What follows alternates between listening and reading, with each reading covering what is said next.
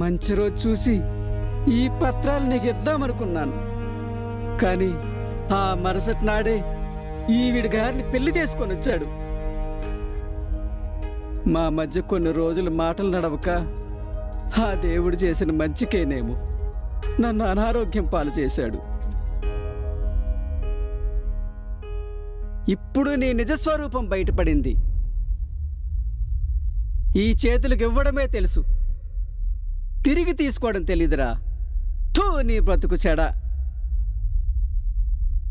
అయ్యా, మనసు ఉన్నోళ్ళు ఎందుకు గొప్పవాళ్ళు అవుతారంటే నిజంగా ఇప్పుడు నా కళ్ళతో చూస్తున్నా. రఘుపతి గారు నా గురించి ఆలోచించారా? నేను ఎంత నీచుణ్ణి, నా చేతులతో ఆ దేవుణ్ణి